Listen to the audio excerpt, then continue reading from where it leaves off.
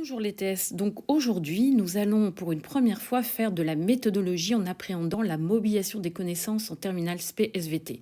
On va prendre un sujet classique concernant des anomalies, notamment de méiose. Alors, nous avons ici un karyotype de Simon qui présente donc une anomalie avec une trisomie XXY. C'est un garçon puisqu'il suffit d'un seul chromosome Y pour avoir un sexe masculin, mais avec la présence de deux chromosomes X au lieu d'un seul. Le sujet en lui-même, il est bien entendu ici présenté. On nous demande d'expliquer la méiose, donc il faudra en introduction un minimum définir c'est quoi la méiose, à savoir division qui permet la production de gamètes haploïdes. En introduction, définir aussi la fécondation, c'est-à-dire la rencontre de deux gamètes pour donner une cellule œuf. On nous demande de présenter les deux anomalies de méiose, à savoir en anaphase 1 ou en anaphase 2 avec une migration donc anormale des chromosomes ou des chromatines. Chez l'un des deux parents, on choisira celui qui est le plus simple à représenter.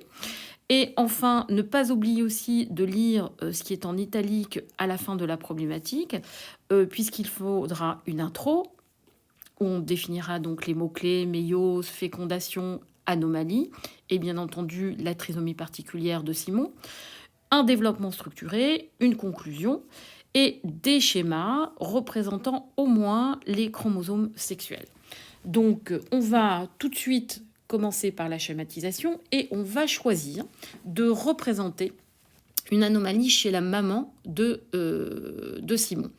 Alors, on va représenter donc les deux chromosomes sexuels X. C'est très important de les annoter. Au passage, n'oublions pas que chaque chromosome doit être sur chaque chromosome positionner les centromères.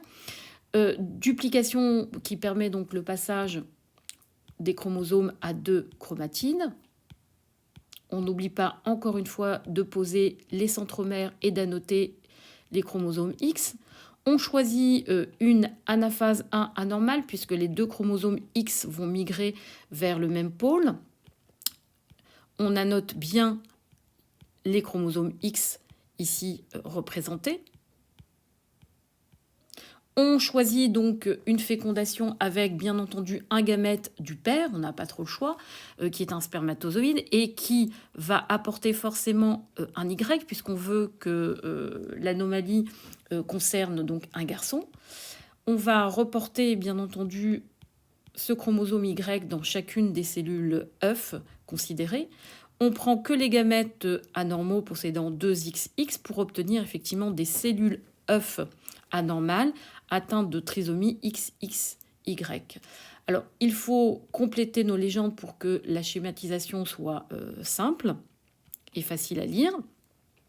Voilà, donc là, nous avons fini la schématisation correspondant à une anomalie d'anaphase 1 chez la mère qui a conduit à l'obtention, entre autres, de deux gamètes porteurs d'un chromosome X supplémentaire, qui, après fécondation avec donc un gamète porteur du Y, va donner une cellule œuf atteinte de trisomie XXY, comme Simon. Donc là, nous allons représenter la schématisation chez le papa de Simon. On représente donc ces chromosomes sexuels XY, encore une fois, bien positionnés les centromères et bien annoter les chromosomes sexuels. Duplication des chromosomes qui permet donc de passer de chromosome à une à deux chromatines. On reporte encore une fois centromères et chromosomes sexuels.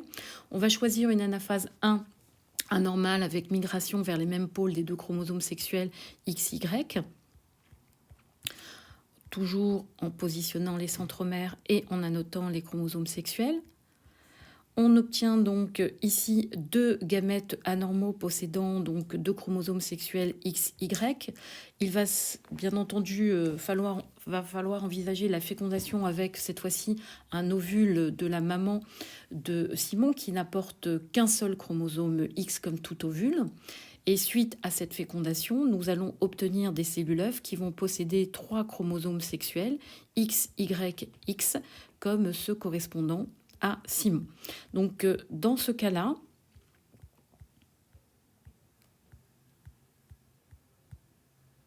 on légende à nouveau le schéma pour qu'il soit bien clair pour le correcteur.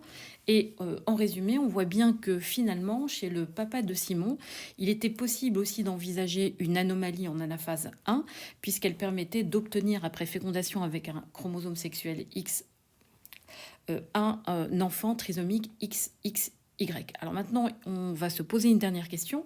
Est-ce qu'il était possible aussi d'envisager chez le père de Simon une anomalie en anaphase 2 ? Alors nous allons représenter encore une fois les mêmes chromosomes chez le papa de Simon après duplication. On va choisir ici une anaphase 1 tout à fait normale avec séparation des chromosomes sexuels. On va envisager une fécondation avec chromosome sexuel X. Et là, on voit bien qu'il y a un problème parce que si on envisage par exemple une migration incorrecte des chromosomes lors de l'anaphase 2, eh bien nous aurons donc 2 chromosomes Y apportés chez ce gamète anormal qui, après fécondation, donnera donc un individu certes masculin, mais qui possédera 2 chromosomes Y, ce qui, bien entendu, ne correspond pas au karyotype de Simon.